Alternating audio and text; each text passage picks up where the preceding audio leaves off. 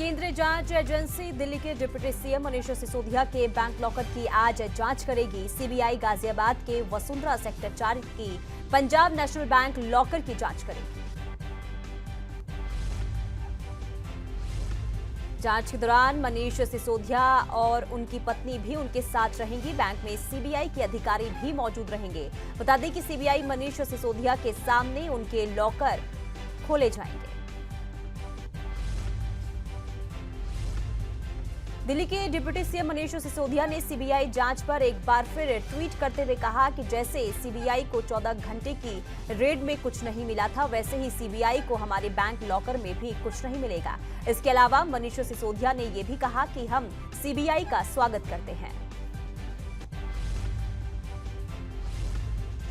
कांग्रेस नेता और त्रिवंतपुरम से सांसद शशि थरूर कांग्रेस अध्यक्ष के पद पर चुनाव लड़ सकते हैं। हालांकि अभी उन्होंने इस पर अंतिम फैसला नहीं किया है। सूत्रों के हवाले से ये जानकारी मिली है कि शशि थरूर जल्द ही इस पर कोई फैसला ले सकते हैं। कांग्रेस के अध्यक्ष पद के लिए 17 अक्टूबर को वोटिंग होगी और 19 अक्टूबर को काउंटिंग होगी। 22 सितंबर को नोटिफिकेशन जारी होगा। 24 सितंबर से 30 सितंबर तक नॉमिनेशन भरे जाएंगे। रविवार को चुनाव की तारीख तय करने के लिए कांग्रेस वर्किंग कमेटी की बैठक हुई। इस बैठक में वीडियो कॉन्फ्रेंसिंग के जरिए सोनिया गांधी, राहुल गांधी और प्रियंका गांधी विदेश से जुड़े। देश के गृह मंत्री अमित शाह 10 सितंबर को राजस्थान दौरे पर रहेंगे। इसी दिन अमित शाह मुख्यमंत्री अशोक गहलोत के गृह जिले जोधपुर में ओबीसी मोर्चा की राष्ट्रीय कार्यकारिणी की बैठक में भाग लेंगे।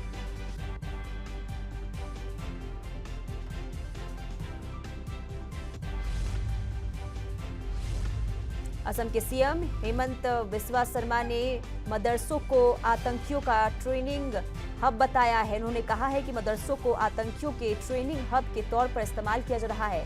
बता दें कि अब तक ऐसे 2 मदरसों को गिराया जा चुका है। मिशन हरियाणा के लिए बीजेपी ने तैयारियां शुरू कर दी है। इसके चलते 2 सितंबर से बीजेपी के राष्ट्रीय अध्यक्ष जेपी नड्डा 2 दिवसीय हरियाणा दौरे पर रहेंगे और कैथल में जनसभा को संबोधित करेंगे। प्रदेश में जेपी नड्डा के आने की तैयारियां तेज हो गई है। झारखंड के दुमका में अंकिता सिंह हत्याकांड को लेकर अब सियासत गर्मा गई है। विपक्ष के नेताओं ने सरकार को घेरना शुरू कर दिया है। झारखंड के पूर्व मुख्यमंत्री रघुबर दास ने कहा कि दुमका की घटना से मानवता, समाज और झारखंड शर्मसार हुआ है। राज्य में आदिवासी बच्चियों, महिलाओं के साथ 1000 से ज्यादा मामले हुए हैं। दुमका हत्याकांड मामले में लगातार तूल पकड़ता जा रहा है। कांग्रेस महासचिव प्रियंका गांधी ने भी इस मामले को लेकर ट्वीट किया। उन्होंने कहा कि झारखंड में 12वीं में पढ़ने वाली एक लड़की की निर्मम हत्या की घटना दिल दहला देने वाली है। अपराधियों को सख्त सजा मिलनी चाहिए। प्रियंका गांधी ने कहा कि अपराध को रोकथाम और न्याय के लिए जरूरी है कि महिलाओं के खिलाफ अपराध की घटनाओं में सख्त और जल्द कानून प्रक्रिया पूरी की जाए। झारखंड के दुमका में अंकिता का सोमवार सुबह अंतिम संस्कार कर दिया गया। उसके दादा ने उसे मुखाग्नि दी। कड़ी सुरक्षा में उसकी अंतिम यात्रा निकाली गई। रविवार की सुबह अंकिता की मौत की खबर के बाद पूरे दुमका में तनाव का माहौल बन गया। इस दौरान दुकान बाजार बंद हो गए। गुस्साए लोग सड़कों पर उतर गए और जिला प्रशासन के खिलाफ जमकर नारेबाजी की। बता दें कि अंकिता सिंह को जिंदा जलाकर मार डालने की वारदात रविवार को सामने आई। वारदात को शाहरुख नाम के युवक ने अंजाम दिया। अंकिता पर शाहरुख ने फोन पर बात करने का दबाव बनाया था। अंकिता नहीं मानी तो शाहरुख ने उसके घर में घुसकर पेट्रोल छिड़ककर उसे जिंदा जला दिया। सोनाली फोगाट मर्डर केस में गोवा सीएम प्रमोद सावंत ने कहा कि मामले में हरियाणा के सीएम को रिपोर्ट सौंप दी गई है। सीएम ने कहा कि वो खुद गोवा पुलिस की कार्रवाई से संतुष्ट हैं। जल्द ही मामले में चार्जशीट दाखिल की जाएगी। सोनाली फोगाट मर्डर केस को लेकर आज गोवा पुलिस की 4 लोगों की टीम हरियाणा आएगी। पुलिस सोनाली के घर वालों से पूछताछ करने के साथ ही आरोपी संदीप और सुखविंदर के घर भी जाएगी। पुलिस सोनाली के बैंक अकाउंट, पैसे, लेन देन के बारे में भी सबूत जुटाएगी। गुरुग्राम में आज बीजेपी की 5 जिलों के कार्यकर्ताओं की बैठक होगी। बीजेपी प्रदेश अध्यक्ष ओम प्रकाश धनखड़ बैठक की अध्यक्षता करेंगे। मीटिंग में गुरु कमल कार्यालय में बैठक होगी।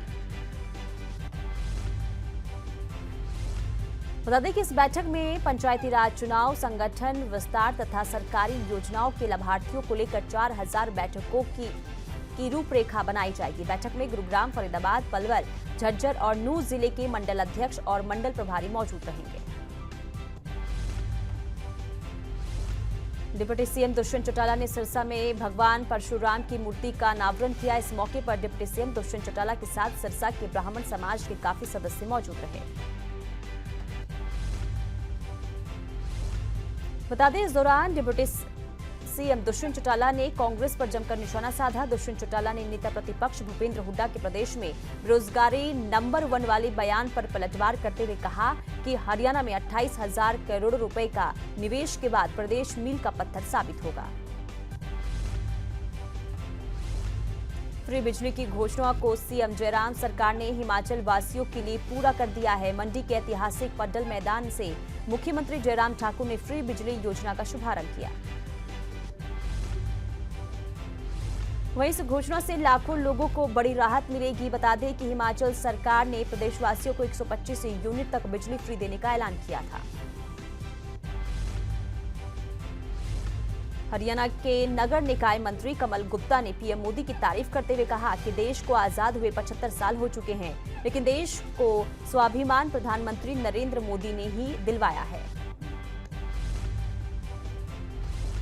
बता दें कि कमल गुप्ता भिवानी के बंसीलाल यूनिवर्सिटी में आयोजित विचार गोष्ठी कार्यक्रम में पहुंचे थे। इस कार्यक्रम के दौरान उन्होंने यूनिवर्सिटी के छात्रों से भी बातचीत की।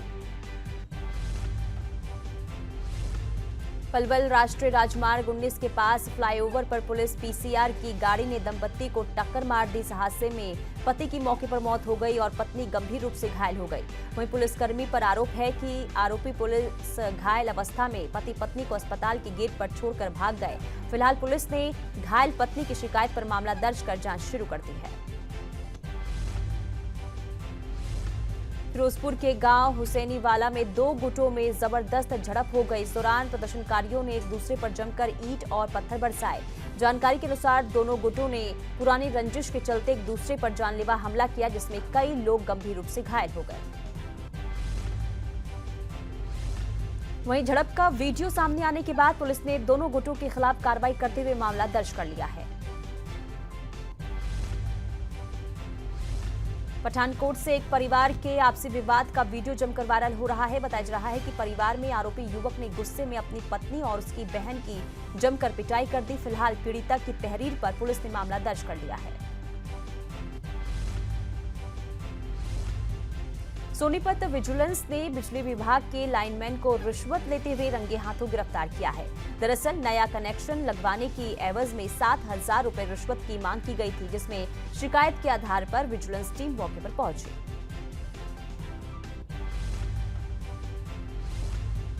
बल्लभगढ़ के मलेरना रोड पर तेज रफ्तार डंपर ने एक व्यक्ति को कुचल दिया। हादसे में व्यक्ति की मौके पर ही मौत हो गई। फिलहाल पुलिस ने शव को कब्जे में लेकर पोस्टमार्टम के लिए भेज दिया है।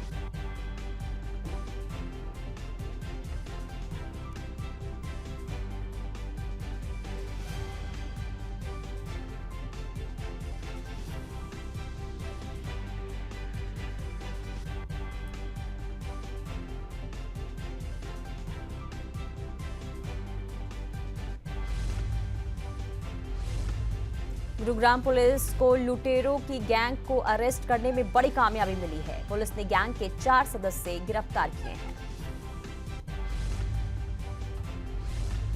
बता दें कि ये लुटेरे दिन में फेरी का काम करते हुए घरों की रेकी करते थे और सुकेम कंपनी के अलावा गुरुग्राम समेत कई जिलों में हथियार के बल पर ये डकैती को अंजाम दे चुके हैं। करनाल के सेक्टर 32 में गोदाम से हुई चोरी का वीडियो पास लगे सीसीटीवी में कैद हो गया। बता दें कि चोरों ने गोदाम में रखी हुई नकदी, खाली चेक और कागजात पर हाथ साफ किया है। फिलहाल पुलिस ने पीड़ित की शिकायत के आधार पर मामले की जांच शुरू कर दी है। करनाल के दादोपुर गांव में कॉलेज छात्राओं ने कक्षा न शुरू होने को लेकर प्रदर्शन किया। छात्राओं का कहना है कि प्रशासन और सरकार ने कॉलेज में कक्षाएं शुरू होने का दावा किया था, लेकिन अब तक यहां कोई व्यवस्था नहीं हो पाई है।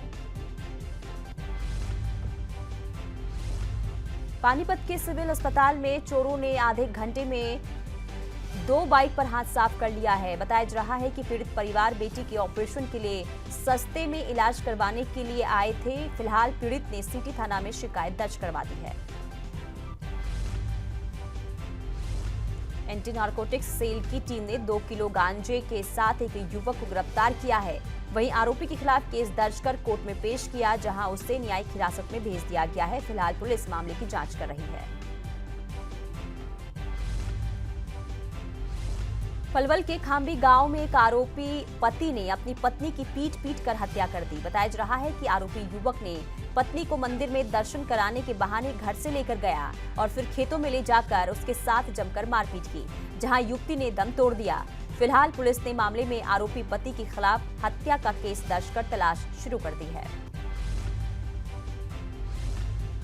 हरियाणा पुलिस ने प्रदेश और पंजाब में कई वारदातों को अंजाम दे चुके चेन स्नैचर को किया गिरफ्तार। बता दें कि फतेहाबाद में आरोपी सोनू अपने साथी के साथ मिलकर स्नैचिंग की 7 वारदातों को अंजाम दे चुका है। सोनीपत के मुरथल गांव में एक 10 साल का मासूम कन्हैया की ट्रैक्टर के नीचे आने से संदिग्ध परिस्थितियों में मौत हो गई। परिजनों ने ट्रैक्टर चालक पर हत्या का आरोप लगाते हुए गांव में जमकर हंगामा किया। आरोपी की बाइक में भी आग लगा दी गई।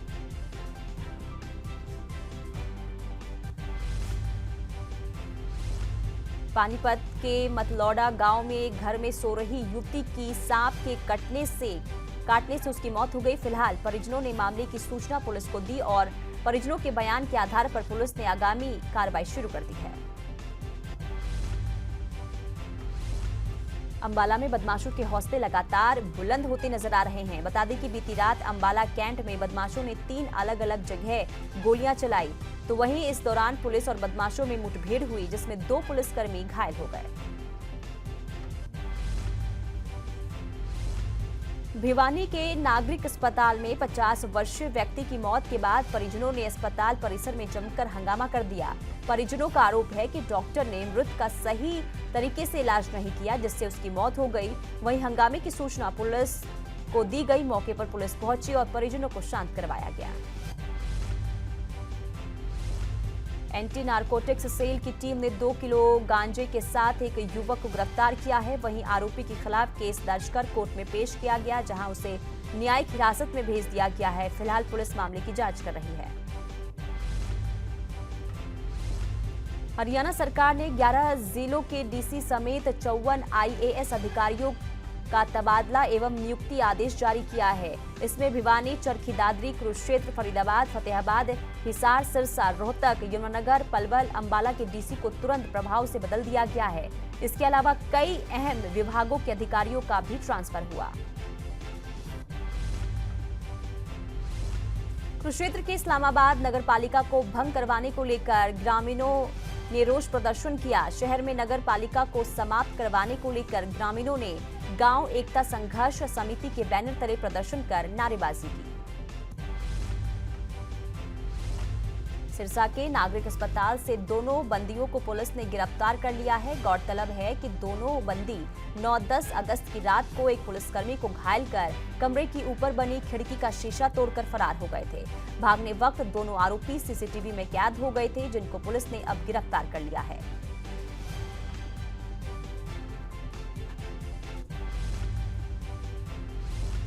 करनाल के अस्पताल में डॉक्टरों की लापरवाही करने का बड़ा मामला सामने आया है। दरअसल करनाल की कल्पना चावला मेडिकल कॉलेज में एक गर्भवती महिला का मिसकैरेज होने के बाद अस्पताल में इलाज नहीं हो पाया।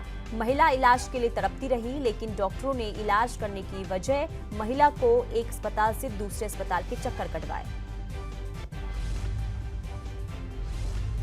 वहीं गर्भवती महिला के परिजनों का आरोप है कि 24 अगस्त की शाम को उनकी बहू कुसुम का मिसकैरेज हो गया था। वो करनाल के सरकारी अस्पताल में अपनी बहू को लेकर पहुंचे, जहां से उनकी बहू को Kalpana Chawla medical college refer कर दिया गया, लेकिन यहां पर भी वो 3 दिन तक इलाज के लिए भटकते रहे।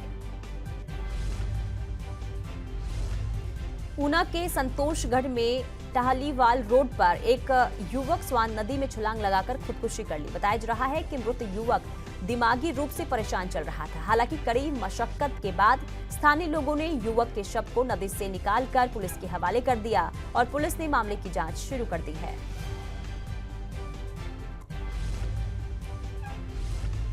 सोनीपत के ऋषिकुल विद्यापीठ स्कूल में आत्महत्या करने का मामला सामने आया है। दरअसल यहां पर 12वीं कक्षा की छात्रा ने चौथी मंजिल से कूदकर आत्महत्या कर ली। पुलिस को मिली जानकारी के अनुसार छात्रा मानसिक रूप से बीमार थी। घटना की सूचना मिलने पर पुलिस ने मौके पर पहुंचकर शव को कब्जे में लेकर पोस्टमार्टम के लिए सिविल अस्पताल में भिजवा दिया है। फिलहाल पुलिस ने मामले की जांच शुरू कर दी है। फरीदाबाद के ढाकोला गांव में एक भतीजे ने अपने चाचा को तेज धार हथियार से हमला कर मौत के घाट उतार दिया। बता दें कि चाचा और भतीजे में लाखों रुपए के लेन देन और जमीनी विवाद के चलते झगड़ा हुआ, जिसमें गंभीर चोट लगने के चलते चाचा की मौत हो गई। वहीं बता दें कि चाचा की मौत के बाद ग्रामीण उसके शव को अंतिम संस्कार के लिए ले जा रहे थे कि तभी मृतक के ससुराल पक्ष ने पुलिस को सूचना दी। इसके बाद पुलिस मौके पर पहुंची और शव को कब्जे में लेकर पोस्टमार्टम के लिए फरीदाबाद के अस्पताल भेजा गया। फिलहाल हत्या के मामलों में सभी आरोपी फरार हैं और पुलिस पूरे मामले की जांच कर रही है। पुलिस के मुताबिक जल्द ही आरोपियों को गिरफ्तार कर लिया जाएगा। कुरुक्षेत्र के पेहोवा में ज्यादा बिजली बिल आने पर लोगों ने बिजली कार्यालय का घेराव किया। इस दौरान गुस्साए लोगों ने यहां जमकर प्रदर्शन किया। बहादुरगढ़ की एचएल सिटी के एनसीआर 2 फ्लैट के मालिकों ने स्थानीय रेजिडेंट वेलफेयर एसोसिएशन पर गंभीर आरोप लगाए हैं। लोगों का कहना है कि आरडब्ल्यूए ने लोगों से मेंटेनेंस तो इकट्ठा किया, लेकिन उनके पानी के बिलों का भुगतान कंपनी को नहीं किया गया। सोलन जिले के नालागढ़ कोर्ट परिसर में हत्या के आरोपी पर दिन दहाड़े गोलियां चलाने का मामला सामने आया है। कोर्ट परिसर के बाहर घात लगाकर बैठे 2 हमलावरों ने आरोपी सनी पर हमला कर दिया। हमलावरों ने आरोपी सनी पर 2 राउंड फायर किए। निशाना चूकने के बाद हमलावर बाइक पर मौके से फरार हो गए। फिलहाल पुलिस मामले की जांच कर रही है।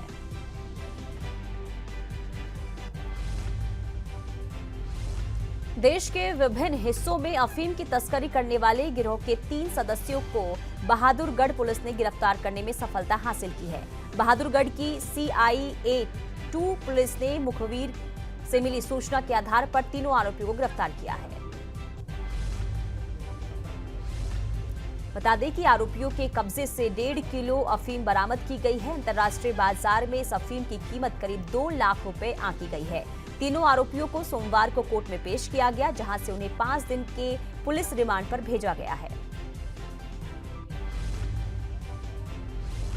फरीदाबाद पुलिस में तैनात एक कांस्टेबल ने अपने साथ लिव इन में रह रही युवती को मौत के घाट उतार दिया और उसके बाद मृतक युवती के शव को एक बक्से में बंद कर आगरा कैनाल में फेंक दिया।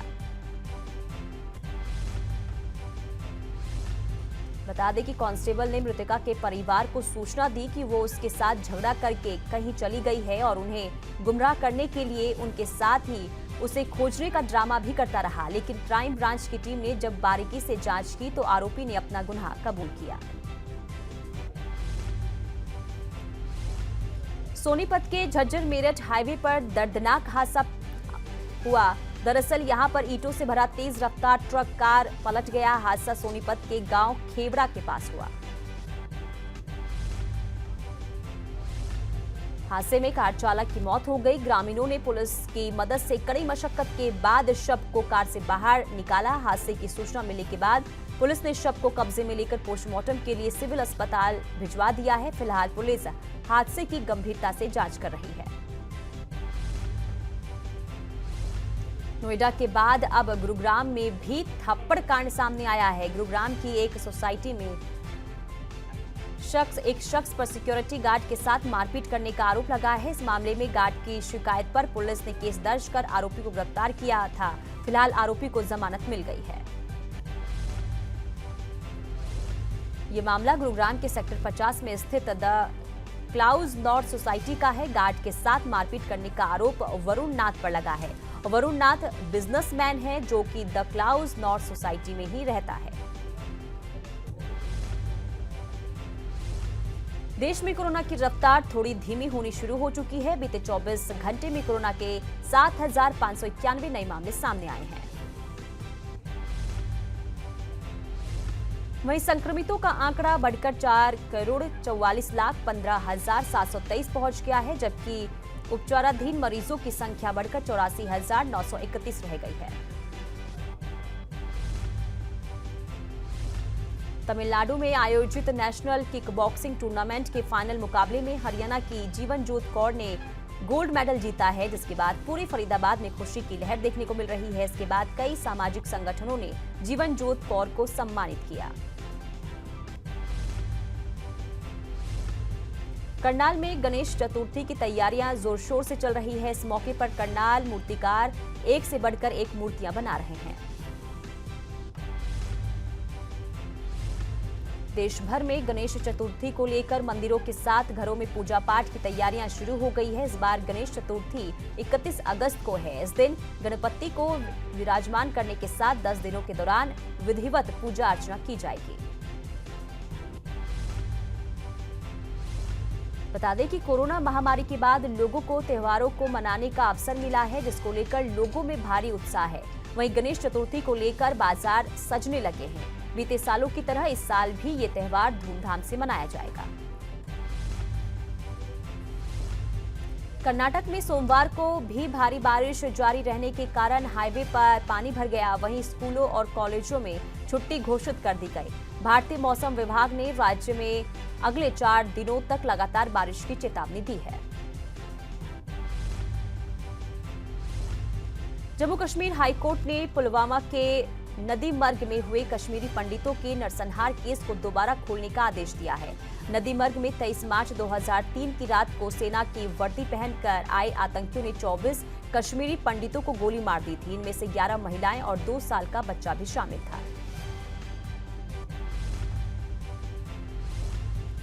नासा के सबसे शक्तिशाली रॉकेट की लॉन्चिंग टाल दिया गया है। बता दें कि नासा ने अपने आधिकारिक ट्विटर हैंडल से इसकी पुष्टि की है। नासा ने बताया है कि रॉकेट के इंजन में खराबी के चलते लॉन्च को टाल दिया गया है। दिवाली तक जियो की 5G सर्विस लॉन्च हो जाएगी। सबसे पहले 4 मेट्रो शहर दिल्ली, मुंबई, कोलकाता और चेन्नई से शुरुआत होगी। इसके बाद 2023 में दिसंबर तक देश भर में 5G सेवा लागू हो जाएगी। रिलायंस इंडस्ट्री के चेयरमैन मुकेश अंबानी ने इसका ऐलान किया है।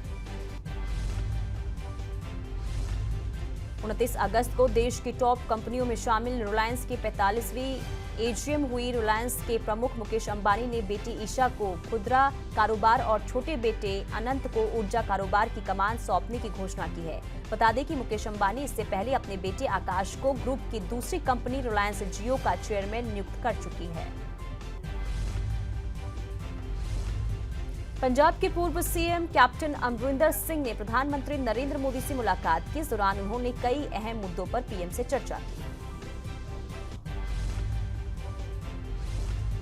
इराक में पावरफुल शिया मुस्लिम धर्मगुरु मुक्तदा अल सदर ने राजनीति छोड़ने का ऐलान किया है, जिसके बाद इराक में स्थिति बिगड़ गई है, जिसको लेकर बगदाद में मौलवी के समर्थकों और ईरान समर्थित लोगों के बीच झड़प हुई। घटना में 8 लोगों की मौत हो गई। इसके बाद देश में अराजकता का माहौल है। वहीं भीड़ ने राष्ट्रपति भवन और सरकारी इमारतों में धावा बोल दिया, जिसके बाद ग्रीन जोन से अमेरिकी दूतावास के कर्मचारियों को हेलीकॉप्टर से निकाला गया। सुरक्षा बलों ने प्रदर्शनकारियों को रोकने के लिए आंसू गैस के गोले छोड़े। वहीं प्रधानमंत्री नरेंद्र मोदी ने पाकिस्तान में बाढ़ से हुई तबाही को देखकर दुख जताया है। उन्होंने पड़ोसी देश में जल्द से जल्द सामान्य स्थिति बहाल होने की उम्मीद जताई।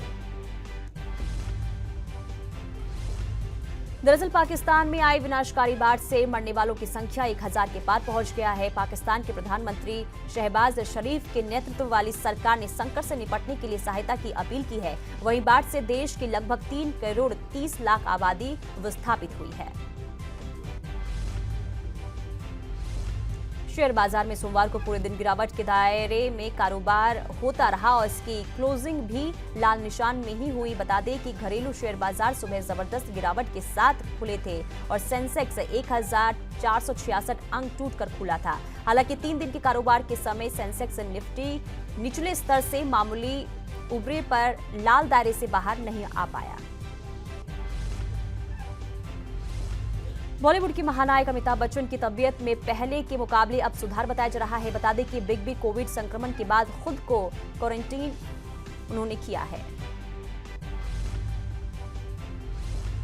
अक्सर अपने ट्वीट और विवादित बयानों की वजह से सुर्खियों में रहने वाले बॉलीवुड एक्टर कमाल आर खान एक बार फिर मुसीबत में फंस गए हैं, जिसके चलते उन्हें अब गिरफ्तार किया गया है। दरअसल केआरके पर आरोप है कि उन्होंने सोशल मीडिया पर धर्म को लेकर विवादित ट्वीट किया था, जिसको लेकर मुंबई की मलाड पुलिस ने उन्हें एयरपोर्ट से गिरफ्तार किया है। बॉलीवुड फिल्मों के फ्लॉप होने का सिलसिला लगातार जारी है। फिल्म लाल सिंह चड्ढा रक्षाबंधन के बाद अब लाइगर के भी कुछ ऐसे ही हालात लग रहे हैं। बता दें कि फिल्म के पहले वीकेंड की 36 करोड़ की कमाई के बाद अब इसमें ब्रेक लगती नजर आ रही है।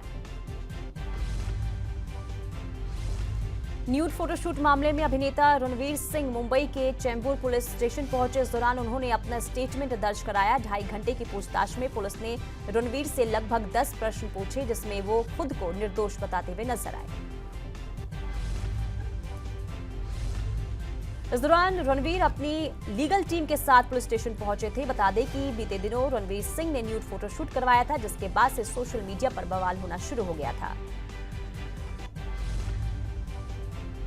दिवंगत अभिनेता इरफान खान के बेटे बाबिल की फिल्म जल्द ही ओटीटी पर आने वाली है। 29 अगस्त को फिल्म का टीजर रिलीज किया गया, जो कि म्यूजिकल बेस्ड है। इस टीजर में एक लड़की गाना गाते हुए नजर आती है। इस टीजर में बाबिल की झलक नहीं देखने को मिली है। टीजर को देखकर अंदाजा लगाया जा सकता है कि काला एक डार्क फिल्म होने वाली है।